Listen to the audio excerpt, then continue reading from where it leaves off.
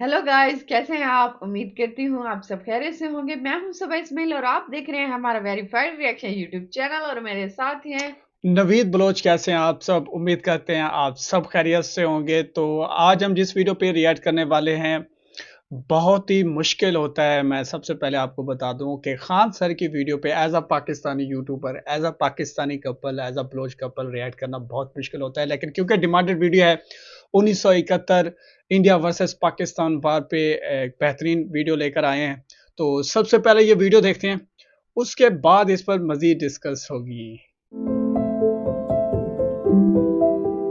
जय हिंद। सबसे पहले एक वार्निंग भैया, पाकिस्तान के लोग इस वीडियो को न देखें तो ही अच्छा है, क्योंकि इस वीडियो में हम बताएंगे कि कैसे हमारे भारत के वीर सिपाहियों ने दो सैनिकों ने मिलकर पाकिस्तान के 93,000 फौजियों को घुटने टेका दिया था और दुनिया का सबसे बड़ा हार हुआ था और भारत के 2 सैनिक मारे गए थे लोंगेवाला में। हम इस वीडियो में बताएंगे कैसे PNS गाजी को डुबा दिया गया। ये भी बताएंगे कि चाइना पाकिस्तान का इतना बड़ा दोस्त बनता है, लेकिन 1971 में क्यों नहीं बचा पाया, ना चाइना बचा पाया और ना ही अमेरिका बचा पाया। इस वीडियो में हम A to Z बातें करेंगे। अगर आप इस वीडियो को कंप्लीट देख लेते हैं तो कोई भी पाकिस्तानी की हैसियत नहीं होगी कि आपसे आंखें मिला सके, इसलिए इस वीडियो को देखते रहिएगा। यदि आप राष्ट्रवादी, अगर आप भारतीय हैं तो ही इस वीडियो को देखें। पाकिस्तानी और बाहर के चाइनीज वगैरह लोग इस वीडियो को न देखें, ये उनके लिए एक तरह का वार्निंग है, क्योंकि इसमें हम भारतीय सेना के हर उस वीर गाथा को बताएंगे जो एक हर भारतीय सुनना चाहता है। A to Z उस बातों को बताएंगे।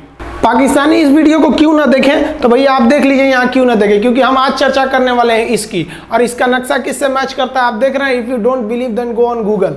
भाई किससे मैच करता है तो आप तो समझ में आ गया, भाई बुरा नहीं मानिएगा आप लोग। ध्यान से समझिए, जब भारत पाकिस्तान का विभाजन हुआ तो उसी समय पाकिस्तान 2 भाग में था। एक इधर वाला जो एरिया है इसे हम लोग कहते थे पश्चिमी पाकिस्तान, जो मेन पाकिस्तान का एरिया है। और ये जो आज आप बांग्लादेश देख रहे हैं, ये बांग्लादेश नहीं था, बल्कि ये उस वक्त पूर्वी पाकिस्तान था। पूर्वी पाकिस्तान के लोग बंगाली भाषा को बोलते थे। पाकिस्तान के लोग इन लोगों को बड़ा भद्दे मजाक करके बोलते थे, कहते तुम लोग गधे हो, कुछ नहीं जानते हो, किसी काम लायक नहीं हो, यूजलेस हो लोग, तुम लोग छोटे हो, काले हो, मतलब उल्टा सीधा मजाक कर रहे थे। पश्चिमी पाकिस्तान के लोग इधर के लोगों को पसंद नहीं करते थे। हो गया नहले पे दाला 1970 में। 1970 में इस पूर्वी पाकिस्तान के शेख मुजीबुर रहमान चुनाव जीत गए और वो यहाँ के प्रधानमंत्री के पद के चुनाव जीत गए। अब यहाँ की आर्मी ने क्या किया, उनको शपथ ही नहीं दिला रहे थे। इसलिए 70 के चुनाव जीतने के बाद शेख मुजीबुर रहमान जब देखे कि ऐसा है तो उन्होंने अपना भाषण दिया 7 मार्च को और कहा कि अब हम इस पूर्वी पाकिस्तान को एक अलग देश बनाएंगे जिसका नाम रहेगा बांग्लादेश। इस भाषण की वजह से आर्मी ने, पाकिस्तान की आर्मी ने 25 मार्च 1971 को गिरफ्तार करके अब पश्चिमी पाकिस्तान में अरेस्ट करके बंदी बनाकर रख दिया और यहाँ पर जुल्म करना चालू कर दिया।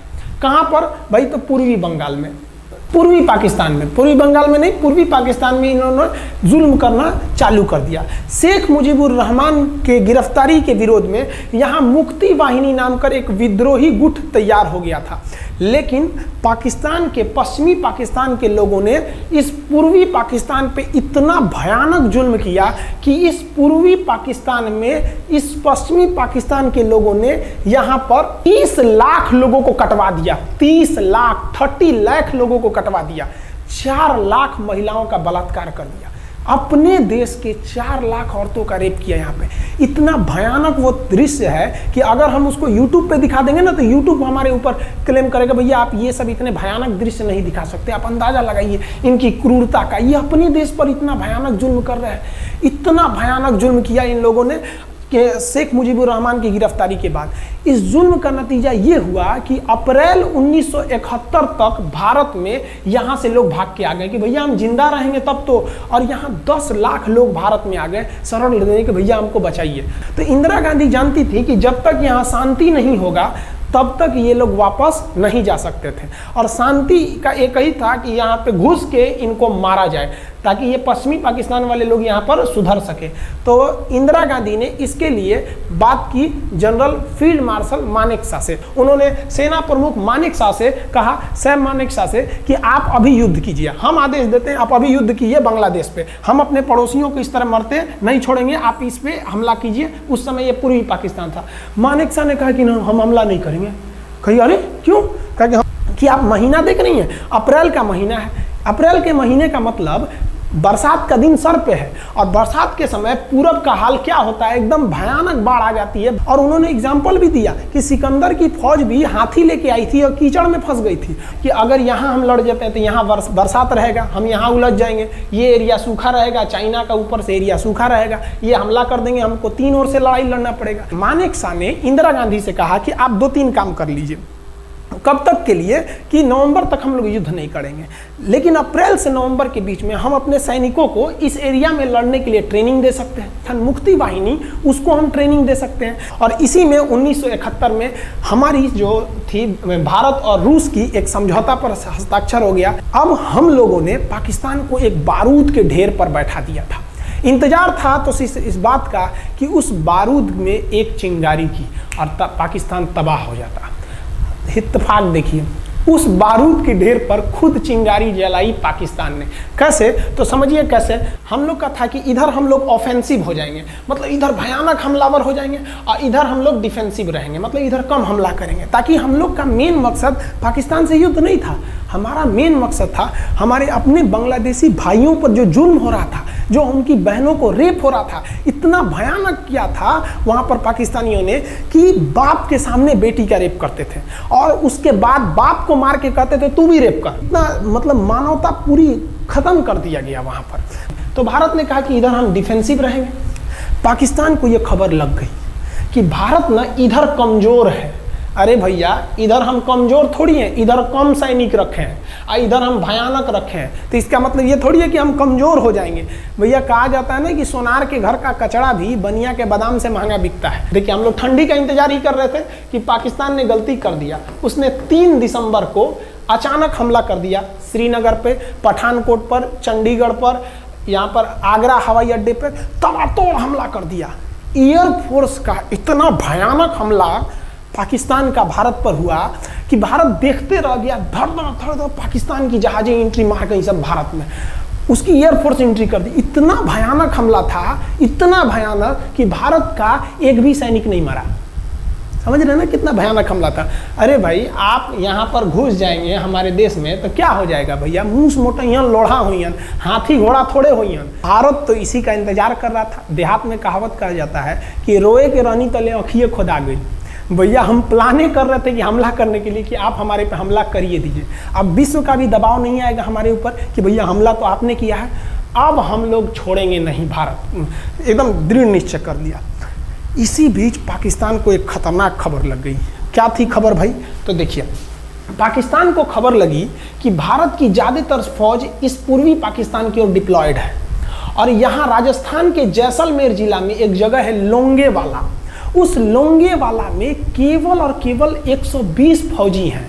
और अगर पाकिस्तान ने सोचा कि 120 फौजियों को हम रातों रात मार देते हैं तो उस समय एयरफोर्स रात में लड़ाई नहीं कर सकती थी, इसलिए इन्होंने लोंगेवाला में एंट्री मार दी। पूरी भयानक टैंक लेकर, फौज लेकर, इन्फेंट्री लेकर, और उसको वो लोग लोंगेवाला में घुसने के लिए चल दिए। और लोंगेवाला में भारत के पास केवल 120 सिपाही थे, केवल 120, और उन पर वो हजारों की संख्या में टूट पड़े। लेकिन घबराना नहीं चाहिए, क्योंकि चींटियां तादाद में कितनी भी क्यों ना हो जाए, गन्ना घसीट के नहीं ले जा सकती हैं। लोंगेवाला में जो ड्यूटी थी उस समय कुलदीप सिंह चांदपुरी जी का। कुलदीप सिंह चांदपुरी सरदार हैं, आप देखे होंगे बॉर्डर मूवी में इनका रोल सनी देओल ने किया है। अब ये कुलदीप सिंह, ये भैया पंजाबी सिख, अब ये लोग 1.25 लाख से नीचे कुछ सोचते ही नहीं है। चिड़िया नू में बाज लड़ावा, गिदड़ नू में शेर बनावा, और 1.25 लाख नू एक लड़ावा, तब गोविंद सिंह नाम रखावा। खबर आया कि आपसे जो लड़ने आ रहे हैं ना पाकिस्तान की ओर से, वो ब्रिगेडियर तारिक मीर आ रहा है। उसके पास टैंक है, 2800 फौज है, बहुत ही तेज रफ्तार से आ रहा है। आपके पास केवल 120 जवान है कुलदीप सिंह, आप पीछे हट जाइए, आप पीछे हट जाइए, क्योंकि आपको हम ना, आप बहादुर हैं इसमें नो डाउट, लेकिन आप कैसे लड़िएगा उतनी भयानक फौज के पास से? यहाँ उन्होंने कहा खालसा सिख नहीं हट सकते, हम दिखा देंगे कि हम 120 भी उन पर क्या पड़ेंगे, भारी पड़ेंगे। इनके पास ना ही टैंक को उड़ाने के लिए कोई संसाधन थे, टैंक को मारने के लिए एक जीप पर लगा हुआ छोटा सा तोप था, और इनके पास 3 ठो माइंस लगे थे। माइंस समझते हैं आप लोग? टैंक जो होता है ना बम, उसको उड़ाने के लिए माइंस लगाए जाते हैं। तो देखिए ध्यान से, ये है माइंस, ये माइंस होते हैं। इस पर अगर टैंक चढ़ता है ना तो टैंक ब्लास्ट कर जाता है। तब इन्होंने दिमाग लगाया, इन्होंने क्या किया, जो खाली रेगिस्तान था ना उसमें ना आगे की ओर 3 ठो ओरिजिनल माइंस को लगा दिया, और जो खाना खाने वाला टिफिन होता है ना 4 खंदे वाला, इसे उस टिफिन को इन लोगों ने रातों रात ना बिछा दिया ऐसे लाइन से। देखिए लाइन से पाकिस्तान की टैंक आई तो शुरुआत में तो भैया ओरिजिनल माइंस था, धड़ाम से लगा, पाकिस्तान की टैंक उड़ गई। पाकिस्तान का एक टैंक उड़ा, फिर दूसरा उड़ा, तीसरा उड़ा, पाकिस्तानी एकदम डर गए सब। ब्रिगेडियर तारिक मीर कहें कि भैया यहाँ तो माइंस लगा के रखा है इन लोगों ने, एक काम करो इंजीनियरों को बुलाओ, पूरा माइंस निकालो। अब ब्रिगेडियर जो हमारे मेजर कुलदीप सिंह थे ये जानते थे कि बाबू अगर हम तुमको रात भर रोक दिए ना तो सुबह हमारी एयरफोर्स आएगी, तुमको जिंदा नहीं छोड़ेगी। इसलिए इन्होंने पूरा टिफिन बिछाया था। इन पाकिस्तानियों ने 6 घंटे लगा दिए उनको निकालने में। इंजीनियर आते थे तो डर के मारे टिफिन निकालते थे, अरे बाप रे बाप, और टिफिन में तो ईंटा पत्थर भर देते थे और डर के ले जाते, अरे भागो भागो भागो माइंस है माइंस है। इसको लगाते लगाते इन लोगों ने पूरी रात बिता दी। 3 बज गया। 3 बजे इनको पूरा सन्नाटा दिखा कि भैया ये तो टिफिन है, ये रेगिस्तान में ये तो टिफिन है। अब उन्होंने कहा कि आदेश दिया कि हमला करो। तो कुलदीप सिंह जो थे चांदपुरी, उन्होंने बालू के बीच में ऐसे गड्ढे बना रखे थे और अपने फौजियों को ना 2 किलोमीटर एरिया में बिछा दिया था, एक उधर एक इधर एक इधर। तो चारों ओर से फायरिंग होती थी। पाकिस्तानियों को लगी ना कि भैया हमको गलत इंफॉर्मेशन मिल गया है, 120 गो मिल के ऐसे थोड़े मारेगा सब। सोच रहा उधर से गोली इधर से गोली, धड़ाधड़ बम गोला दारू सब चल रहा है यहाँ पर। इतना भयानक कहीं कोई 120 आदमी मिल के ऐसे मारता है? नहीं भाई, इतना भयानक सुनसान एरिया में कहाँ से कौन मार रहा है? एकदम तबाही मचा दिया। कुलदीप सिंह चांदपुरी ने क्या तबाही मचाया था आप देखना चाहते हैं तो देखिए उन लोगों ने क्या तबाही मचाया था। ये है पाकिस्तान का टैंक, ये धज्जी उड़ गया था टैंक का, थुथुर तूर दिया इसका यहाँ पे। ये देखिए टैंक का, पाकिस्तानी देख रहे हैं कि भैया सब चक्का उक्का फेंका गया। बताइए ये चांदपुरी साहब कैसा करना चाहिए? ये कोई वीडियो गेम खेल रहे हैं? मार के धज्जी उड़ा दिया। अरे पाकिस्तान बच्चा है, अपने बच्चा है, बिगड़ गया, आराम से मारिए। ऐसे एकदम धज्जी उड़ा दिए हैं बेचारा सबको। पाकिस्तान के टैंक को धज्जी उड़ा के उस पर भारतीय सैनिक खड़ा होकर फोटो खिंचवा रहा था। फोटो खींचे फोटो खींच, उस समय सेल्फी नहीं था ना, आगे से फोटो खींचना, फोटो खींच। यहाँ पे आने वाली पीढ़ियों को ये प्रेरणा देगी। बताइए इतना सुंदर गाड़ी लेके आया था पाकिस्तान मारने के लिए, हाँ बेचारा ऐसे मारा जाता है? हाँ अरे ब्रिगेड मेजर साहब आप भी बच्चा है, बच्चा को थोड़ा आराम से मारिए। देखिए इसका थोबड़ा बिगाड़ दिया गाड़ी का। ओहो, ऐसे नहीं मारना चाहिए, लेकिन क्या कीजिएगा, बच्चा बिगड़ जाता है तो धोना ही पड़ता है। ये हाल कर दिया रात भर में। सोचिए रात में इतना बुरा मारा, दिन में दिखता तो पूछ डाल रहा पूरा। एकदम भयानक तबाही मचा दिया मेजर कुलदीप सिंह चांदपुरी ने। इनका आगे कौन खड़े थे? ब्रिगेडियर पाकिस्तान के ब्रिगेडियर साहब। ब्रिगेडियर साहब को कहने लगी भैया ये तो बहुत बुरा मार रहा है सब।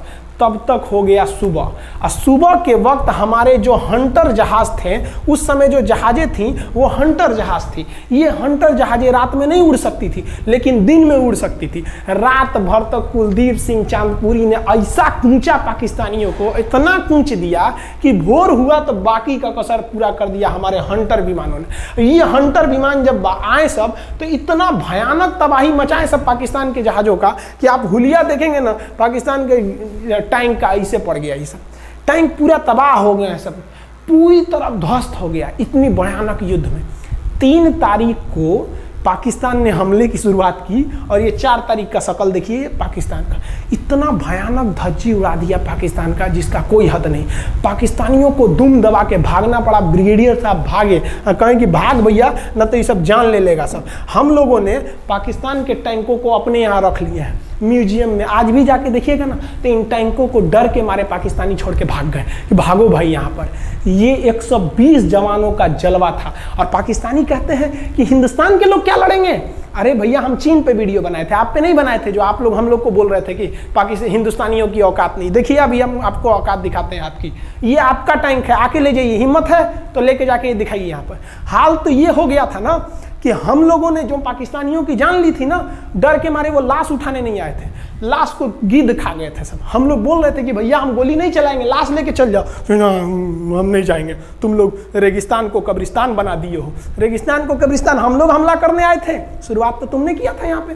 तो ये गिद्ध खाए थे सब, सफाई उफाई का काम ये किए थे सब। अब पाकिस्तान हम लोग को धमकी देता है, आज भी वो नहीं सुधरे हैं। आज भी हमने जो चाइना पे वीडियो बनाया था उस पर वो हमको धमकी देता है कि भारत की आर्मी कुछ नहीं कर सकती। अरे भैया आप सोचिएगा भी मत, अभी के समय में तो मत सोचिएगा। जानते हैं क्यों? देख लीजिए इधर अभी कौन बैठा है भारत में, समझ में आ रहा है? आप लोग तो पहले पाकिस्तान वाले लोग इस बात पर रिसर्च कीजिए कि इनमें ज़्यादा खतरनाक कौन है आपके लिए। हमको तो यही ज़्यादा खतरनाक लगते हैं भाई, समझ में आया आप लोग को? तो अभी देखिए ध्यान से, यहाँ पर पाकिस्तान ने जो हार हुई थी लोंगेवाला में, ये हार में पाकिस्तान की तो कमर टूटी और पाकिस्तान का पूरा मनोबल टूट गया कि ससुरा 120 गो मिल के ऐसे कैसे धो दिया सब। बताइए इतना भयानक धोया जाता है। तो ये शुरुआत तो इन्होंने किया 3 तारीख को, 4 तारीख को हमने धो दिया। अब बचा नेवी कही कि भैया आर्मी को मौका दिए, एयरफोर्स को मौका दिए, रात में आर्मी धोई, सुबह में एयरफोर्स धोई, हम नहीं धोएंगे क्या? हम भी धोएंगे। नेवी कब पहुंची? 5 दिसंबर 1971 को कराची पहुंच गई और कराची में जब पहुंची ना तो कराची को तबाह कर दिया। इतना भयानक बम्बार्डमेंट किया कराची पर कि कई दिन तक कराची बंदरगाह पर आग लगा था और कराची बंदरगाह को तो उन्होंने ऐसा धज्जी उड़ाया जिसे लग रहा था सिंधु सभ्यता बना दिया उनको। तो पाकिस्तान की, पश्चिमी पाकिस्तान का कमर टूट गया। पाकिस्तान वालों ने कहा कि ससुरा सब बोल रहा था सब कि हम इधर डिफेंसिव है, यानी ज़्यादा हमला नहीं करेंगे, ज़्यादा हमला इधर करेंगे। ससुरा इधर कैसे मार रहा होगा सब, अभी इधर भी बताते हैं कैसे मारा सब। ये कराची पहुंच गया, आप देखेंगे क्या हाल किया था सब कराची पे। कराची में जब मारा गया था ना इन पाकिस्तानियों को, तो ये पाकिस्तानी भाग गए थे सब ग्वादर में। ये ग्वादर भाग गए, अभी इनसे ग्वादर भी जाने वाला है, पूरा राज्य चला जाएगा इनसे, बलूचिस्तान। छुप के गए थे लोग ग्वादर बंदरगाह पे। अगर हम झूठ बोल रहे हो तो आप खुद पता कीजिएगा अपने यहाँ के इतिहास में भाई, हिंदुस्तान ये ग्वादर बंदरगाह पे छुप गए थे सब। आप देखिए कराची का क्या हाल हुआ था उस समय, हमारे एयर नेवी ने क्या हाल किया था।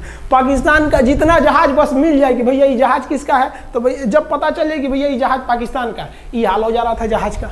यहाँ देख लीजिए इनका पूरा ध्वस्त का, भैया ऐसे मारा जाता है। हाँ अरे भाई बच्चा को बच्चा की तरह मारना चाहिए। इंडिया की नेवी ने भी हद कर दिया, बताइए इस तरह मारा जाता है। हाँ यहाँ देख लीजिए पूरा का पूरा धज्जी उड़ा दिया इन लोगों को। अरे भाई बच्चा है, बिगड़ गया है तो थोड़ा सा आराम से ना मारिएगा, कि देख रहे हैं इस तरह से मारा पूरा पाकिस्तान के। कराची बंदरगाह उड़ गया। तो पाकिस्तान का तो इधर से तो पूरा का पूरा धज्जी उड़ा दिया। अभी शुरुआत हुई युद्ध के केवल 2 दिन हुए हैं, आप दिल थाम के रखिए, अभी युद्ध लंबा चलने वाला है। 3 दिसंबर को स्टार्ट किए, 4 दिसंबर को हम लोग लोंगेवाला धो दिए, अब 5 दिसंबर को कराची। अब पाकिस्तान ने ना भारतीयों को तबाह करने के लिए भारत का सबसे खतरनाक जहाज था INS विक्रांत। INS विक्रांत को बर्बाद करने के लिए ना इसने यहाँ से भेज दिया INS PNS गाजी को। गाजी एक पनडुब्बी थी, उसको आदेश दिया गया कि जाके मार के आओ, किसको? विक्रांत को। क्योंकि अगर विक्रांत जहाज डूब जाता तो वाकई उस समय हमको युद्ध जीतने में बहुत दिक्कत आ जाती। तो ये गाजी कैसे डूबा, इसको हम लोग एगो खराब जहाज से मार दिए। तो अब इधर समझते हैं कि जब उधर इतना भयानक धोए तो इधर कितना बुरा धोए होंगे, इसको बारे में हम लोग समझते हैं। भारतीय सेना अब पूरब की ओर क्या क्या काम की, इसको ध्यान से समझिए। ये मुक्ति वाहिनी जो थी बांग्लादेश की, वो अंदर ही पाकिस्तानी फौजियों को मार रही थी गली कुची में दौड़ा दौड़ा के, क्योंकि इन पाकिस्तानी फौजियों ने वहां पर रेप किया, मर्डर किया और इनका साथ दे रही थी इधर से हमारी इंडियन आर्मी और ऊपर से हमारा एयरफोर्स। ये तबाह कर दिए थे, इनको भागने के लिए भी जगह नहीं था। और इसी में इनका सबसे बड़ा सरदर्द बन गया था इंडियन नेवी, क्योंकि इनको जो मदद थी, देखिए ये पूर्वी पाकिस्तान है, इनको मदद जब भी मिलेगी तो इधर से ही मिलेगा। अब बताइए यहाँ से तो कोई जाएगा नहीं, बेवकूफ़ भी नहीं होगा जो इधर से मदद करने जाएगा।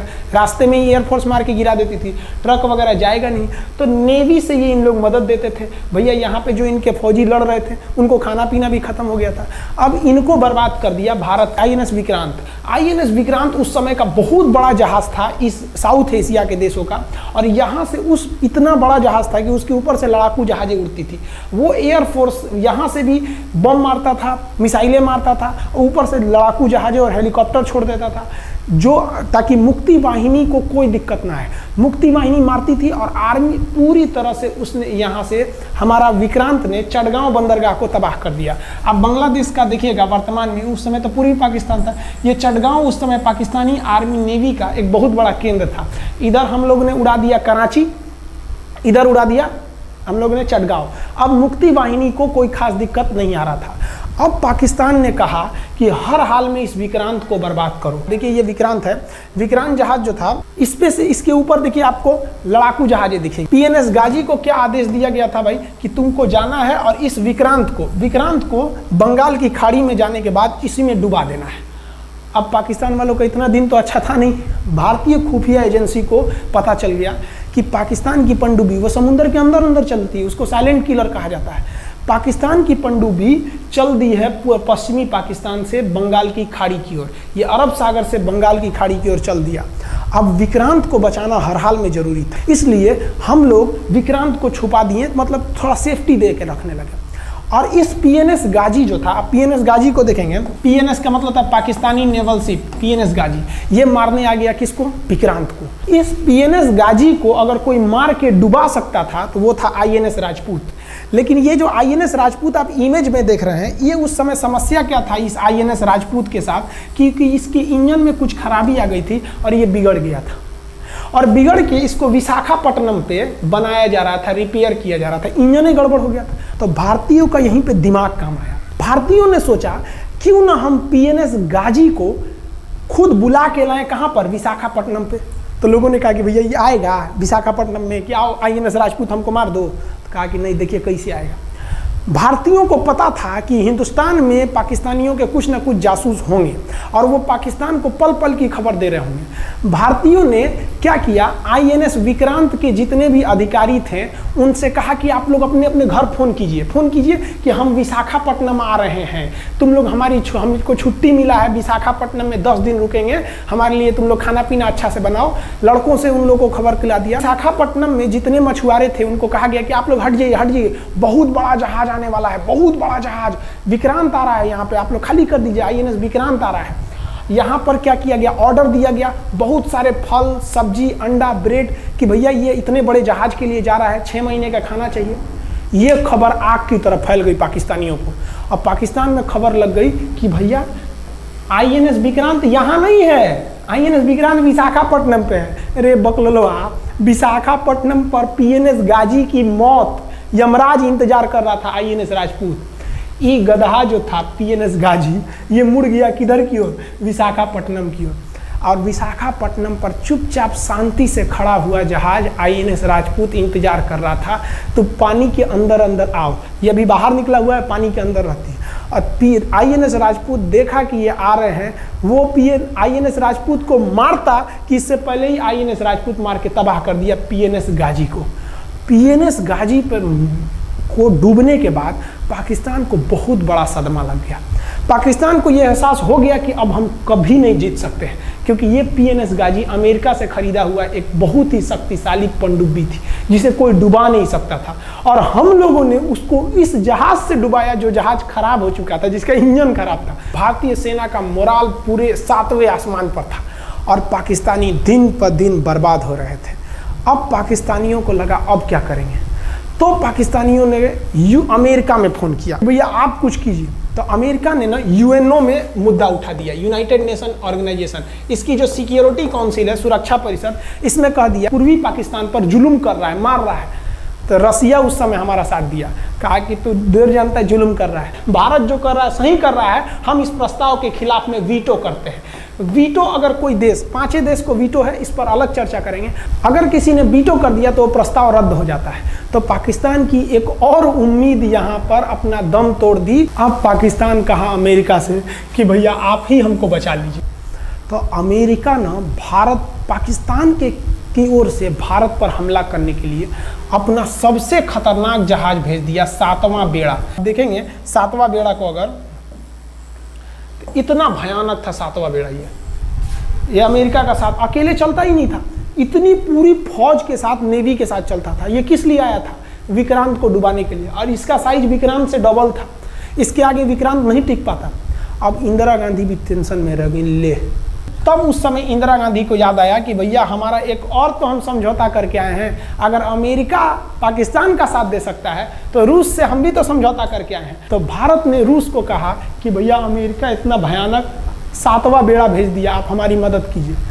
तो रूस ने कहा टेंशन क्या लेते हो, देखो हम बोलते हैं। रूस ने परमाणु पनडुब्बी भेज दी और रूस ने अपना 40वां बेड़ा भेज दिया। आप देखेंगे ये रूस का 40वां बेड़ा है। ये अपने भारी भरकम जहाजों के पूरे ग्रुप के साथ चल दिया, कहा कि चल भैया देखते तुमको कौन मारेगा भारत को। और अमेरिका को सीधा कह दिया कि भैया विक्रांत पर अगर आपने हमला किया तो ये हमला हम रूस पर हमला मान लेंगे। यहाँ पर खड़ा था भारत का विक्रांत और उसकी सपोर्ट में खड़ा था रूस का 40वां बेड़ा। और रूस ने यमन से अपनी एयरफोर्स को भी कह दिया था कि भैया तुम भारत की देखभाल करना। तो भारत की सुरक्षा के लिए इतने लोग, और अमेरिका अपना 7वां बेड़ा लेके यहाँ मुंह देख रहा था, और ब्रिटेन ने भी अपने ईगल नाम के बेड़ा को भी भेज दिया था। तो ये 2 लोग हमारे खिलाफ आ गए थे लड़ने के लिए। कि अब बताइए, हम लोग बांग्लादेश की भलाई सोच रहे थे और अमेरिका का 7वां बेड़ा और रूस का ब्रिटेन का ईगल हम लोग के खिलाफ था, और हमारा अपना विक्रांत और रूस की एयरफोर्स और उसकी 40वां बेड़ा हमारे साथ थी। ये पूरी तरह से बाउंड्री बना दिया था 40वां बेड़ा। 40वां बेड़ा का कहना था कि भैया हमारे जहाज पर ऑटोमेटिक मिसाइल लगी है, तुम अगर इधर आओगे तो हम मार देंगे तुमको ऐसे ही। रूस ने अपनी सारी पनडुब्बियों को ऊपर उठा दिया समुद्र के ऊपर, ताकि सैटेलाइट से और दूसरी निगरानी से देखा जा सके, और यही हुआ भी। वो लोग रूस के इतने खतरनाक जहाज़ों के ग्रुप को देखकर घबरा गए, इतना घबरा गए कि ब्रिटेन ने कहा था we are too late. Britain का ईगल बेड़ा अमेरिका के 7वां बेड़ा से कह रहा है कि रे उधर मत जो, बहुत देर हो गया है, वो पहले पहुंच गया है रूस, अब मारेगा वहीं तबाह हो जाओगे यहाँ पे। तो 7वां बेड़ा ने धमकी दिया कि हमारे जहाज में परमाणु बम लदे हुए हैं। तो 40वां बेड़ा ने रिप्लाई किया था कि हम भी जब चले थे ना तो परमाणु बम लादे के चले थे, और गिनती जब कर रहे थे तो हम भी गिनती किए थे 250 हमारे पास भी परमाणु बम था, लेकिन इतना ज़्यादा था कि सोचे कि कौन गिनेगा, बाद में गिनेंगे, आ जाओ देखते हैं किसके पास कितना है।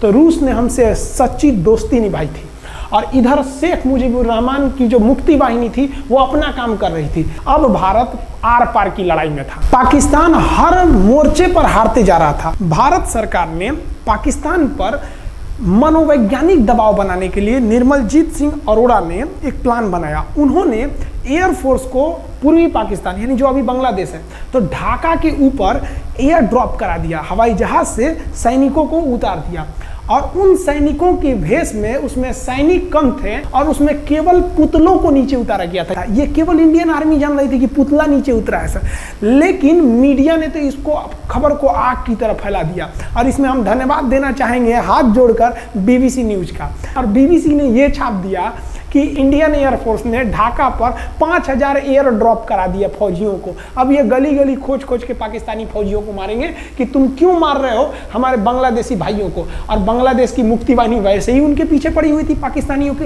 अब पाकिस्तानियों का पूरा मनोबल टूट गया, पाकिस्तानी गली गली छुप गए सब।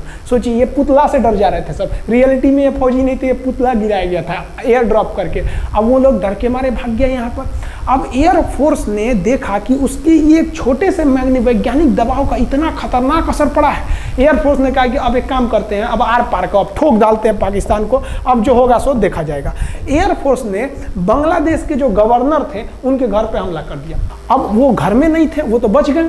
बचने के बाद डर क्या होता है, देखिए डर किसको कहा जाता है। जो उनके गवर्नर हाउस थे AH मलिक, इन्होंने त्याग पत्र दे दिया। भैया जिंदगी रहेगी तो बहुत नौकरी करेंगे, डर के मारे त्याग पत्र दे दिया। सोचिए गवर्नर, क्योंकि पाकिस्तान का एक राज्य ही तो था पूर्वी पाकिस्तान। जैसे हमारा एक राज्य है उत्तर प्रदेश, बिहार, महाराष्ट्र, वहाँ पे भी एक गवर्नर होते हैं ना, संवैधानिक हिसाब से गवर्नर मालिक होता है उस जगह का। त्याग पत्र दे दिए। सोचिए ये डर था उनके अंदर। निर्मलजीत सिंह अरोड़ा जो लेफ्टिनेंट जनरल थे, जनरल तो हमारे मानिक शाह थे, लेफ्टिनेंट जनरल थे जिन्हें बांग्लादेश जीतने की जिम्मेदारी दी गई थी, मतलब उसे सुरक्षा करने की जिम्मेदारी दी गई थी। वो पाकिस्तान के लेफ्टिनेंट जनरल नियाजी से बात किए और उन्हें कहे कि हम आपको आधा घंटा का टाइम देते हैं और आप इस आधा घंटा में विचार कीजिए आप सरेंडर करते हैं कि नहीं।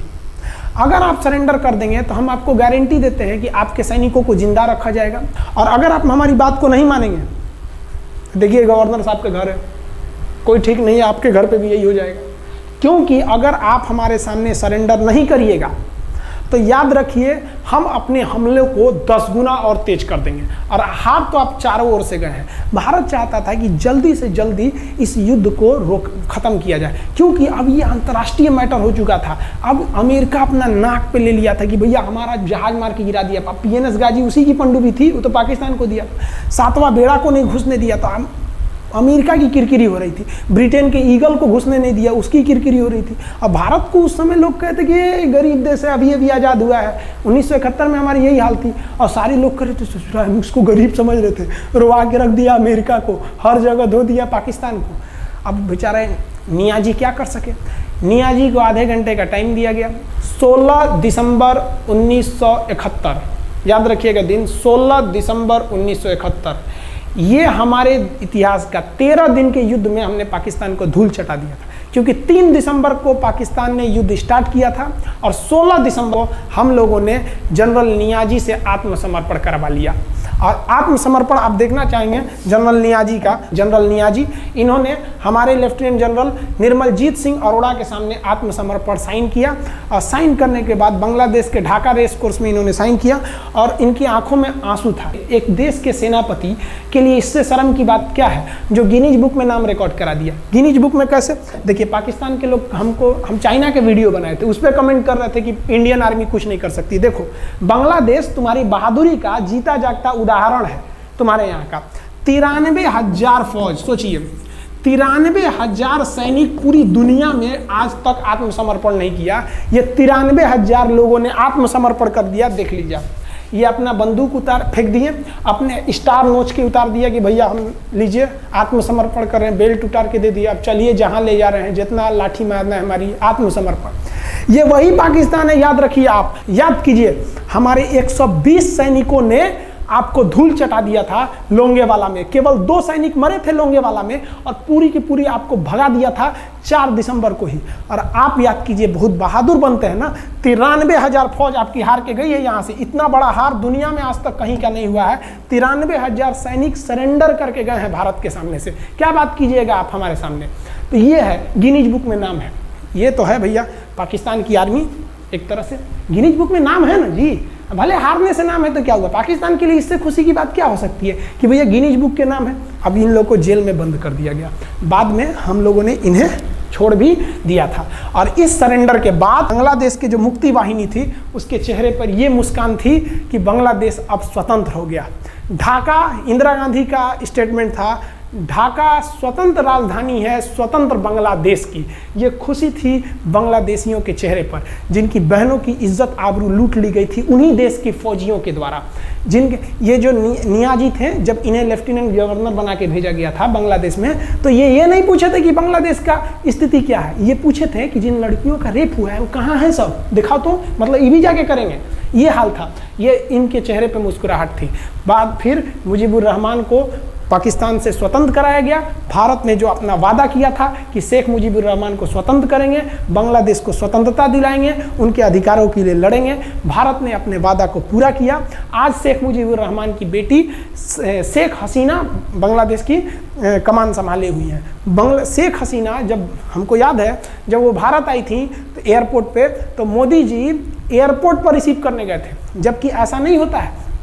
शायद ही बांग्लादेश की प्रधानमंत्री को पूरी दुनिया में कोई बड़े देश का राष्ट्रपति रिसीव करने जाए, प्रधानमंत्री रिसीव करने जाए। तो भारत अपने पड़ोसियों का इतना ख्याल रखता है, चाहे वो नेपाल हो, भूटान हो, सबके साथ। अभी हाल फिलहाल में नेपाल के लोग थोड़ा गुस्सा हैं लिम्पियाधुरा काला पानी को लेके, लेकिन ऐसा नहीं है कि हमारा नेपाल के साथ कोई खराब रिश्ता है। हमारा नेपाल के साथ रोटी और बेटी का रिश्ता है। बांग्लादेशियों के साथ हमारा बहुत ही अच्छा संबंध रहा है। आज हमारे बांग्लादेश के साथ बहुत ही मधुर संबंध है। और बांग्लादेश को जो पाकिस्तान के लोग कहते थे ये किसी काम लायक नहीं है, ये वाले भाई लोग पाकिस्तान से आगे निकल गए। आज इनका मलमल का कपड़ा, जूट और पाम ऑयल पूरी दुनिया में फेमस है। जहाज़ों की मरम्मत में, मतलब जहाज के रिपेयरिंग में बहुत आगे निकले हैं बांग्लादेश के लोग। आई होप आप समझ गए होंगे। नवीद खान सर की वीडियो पर रिएक्ट करना तो बहुत ही मुश्किल है, लेकिन खान सर बहुत ही अच्छे और बेहतरीन यूट्यूबर हैं। लेकिन वो वीडियो के शुरू में कह रहे थे कि पाकिस्तानी ये वीडियो ना देखें, वो किस लिए? वो आपने देखा नहीं पूरी वीडियो के अंदर जिस तरह से उन्होंने देखें। सबसे पहले तो मैं भी यही कहना चाहता हूँ कि खान सर बहुत अच्छे यूट्यूबर हैं, बहुत अच्छे टीचर हैं, बहुत अच्छा उनका पब्लिक रिलेशन है इंडिया के अंदर। तो उन्होंने ये सारी जो वीर गाथा जैसे हम कहेंगे, जैसे वो कह रहे थे कि हमने ये सारी सुनाई। उसका कहने का मकसद था कि ये जो भारतीय सैनिक हैं, इंडियन आर्मी है, उससे उसकी यानी कि वे बहादुरी को मैंने बताना है। तो पाकिस्तानी इससे थोड़ा दूर हैं, क्योंकि उसमें क्योंकि इंडिया वर्सेस पाकिस्तान जंग हो रही थी, तो साफ ज़ाहिर है, तो और ये पाकिस्तान जंग हारा, हाँ, इसीलिए कह रहे थे कि ये पाकिस्तानी इससे थोड़ा दूर रहे। लेकिन यहाँ पर मैं कहता हूँ, जिस तरह स्ट्रेटजीज की बात की गई, देखें, जंग ठीक है, आपके पास कितनी ताकत है, ये एक अलग बात है, लेकिन आप कितनी अच्छी स्ट्रेटजी के साथ लड़ सकते हैं, ये बहुत बड़ी बात है। और हाँ, खान सर की जो वीडियो से लग रहा था कि इंडिया ने बहुत बेहतरीन हिकमत अमली के साथ पाकिस्तान को डिफेंसिव मूड में रहते हुए बहुत मतलब डैमेज किया। और इसमें कोई शक नहीं कि आज बांग्लादेश एक आज़ाद मुल्क की हैसियत से खड़ा है, इसमें पूरा क्रेडिट इंडिया को जाता है। उसके बाद खान सर जब वीडियो में कह रहे थे कि उन्होंने नरेंद्र मोदी जी की तस्वीर भी दिखाई, तो as a Pakistani YouTuber, as a Pakistani couple, जिस तरह मैं कह रहा था कि खान सर की वीडियो पे रिएक्ट करना बहुत मुश्किल है, वैसे ही हम वाज़े तौर पे कहते हैं कि हम नरेंद्र मोदी जी के फ़ैन हैं। ठीक है, इस वक्त भी नरेंद्र मोदी जी जिस तरह उस वक्त इंदिरा गांधी जी थी, एक दबंग लीडर थी और इंडिया को बहुत मुश्किल हालात में उन्होंने संभाला। ठीक है, 62 की जंग, 65 की जंग, फिर 71 में जो हुआ, मैं कहता हूँ यहाँ पे ये बात काबिल ज़िक्र है कि 1960 में 62 की जो जंग थी, ठीक है, उसके बाद 65 की जंग, फिर 71 में जंग। तो इंडिया बहुत मुश्किल हालात में था, लेकिन फिर भी इंडिया ने हिम्मत नहीं हारी। और मैं यहाँ पे ये कहना चाहता हूँ कि अब जो है, अब as a Pakistani YouTuber, as a Pakistani couple, हम तो कभी नहीं चाहेंगे कि किसी भी कोई भी मुल्क लड़े। पहली तो बात है, किसी मुल्क की जंग नहीं होनी चाहिए। और क्योंकि अब तो सोशल मीडिया का दौर है, अब तो अवेयरनेस का दौर है, अब तो लोगों के अंदर जो है ज़िंदगी को बेहतर से बेहतर करने का जो है कंपटीशन है। तो इस दौर में मेरे ख़्याल में अब हर किसी को आज़ाद होनी चाहिए, आज़ादी राय होनी चाहिए। तो ओवरऑल इस वीडियो के जो इम्पैक्ट मिले वो यही थे कि इसमें कोई शक नहीं कि इंडिया वर्सेस पाकिस्तान 1971, ठीक है, इंडिया ने पाकिस्तान को बुरी तरह से बीट किया और ये जंग पाकिस्तान हारा। इसमें सबसे मेन वजह थी वो इंडिया की तरफ से जो डिफेंसिव मूड में रहते हुए एक बेहतरीन हिकमत अमली के साथ रिस्पॉन्सिव अटैक करना था। तो बहुत आला वीडियो भी बहुत उम्दा थी और खान साहब ने वाकई बिल्कुल ठीक कहा कि पाकिस्तानी थोड़ा इस वीडियो से दूर रहे यार। फिर भी यार वो मतलब महसूस हो रहा था कि यार इतना मतलब देखें, ज़रूरी नहीं होता कि हर जंग हर कोई मतलब ज़रूरी नहीं है कि हर बार हर कोई जंग जीते, लेकिन अच्छी स्ट्रेटजीज के साथ जब भी कोई लड़ा है उसने जंग जीती है एक अच्छी हिकमत अमली के साथ। और इंडिया ने 1971 में एक जो उन्होंने कहा कि बांग्लादेश के साथ वादा किया था कि हम आपकी आज़ादी के साथ खड़े हैं, तो उन्होंने अपना वादा भी निभाया, इसमें कोई शक नहीं है।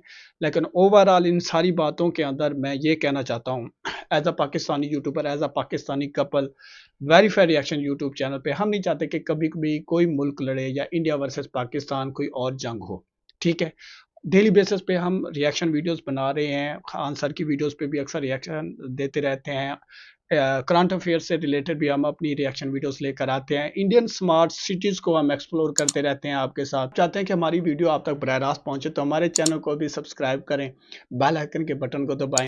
और अगर आप समझते हैं मैंने जो अपना पॉइंट ऑफ व्यू दिया, जो अपना रिएक्शन दिया हमने, अगर आप समझते हैं हम बिल्कुल ठीक कह रहे हैं, तो वीडियो का एक लाइक भी बनता है। और वाकई इसमें कोई शक नहीं है, खान सर की वीडियो पे रिएक्ट करना बहुत मुश्किल है। जिस तरह उन्होंने कहा कि पाकिस्तान इस वीडियो से थोड़ा दूर है, वाकई यार इस वीडियो से थोड़ा दूर रहना चाहिए। बहुत ओए होए होए, धो दिया है यार, इस पे कोई शक नहीं है। उम्मीद करते हैं हमारा आज का रिएक्ट आपको ज़रूर पसंद आया होगा। अगर कोई इख्तिलाफी राय रखते हैं तो कमेंट सेक्शन में हमें कमेंट्स करके जरूर ज़रूर बताया करें। बताइएगा। हमें सपोर्ट करने के लिए हमारी वीडियो को लाइक करें, चैनल को सब्सक्राइब करें। मिलते हैं एक नई वीडियो के साथ, तब तक के लिए गुड गुड बाय। बाय।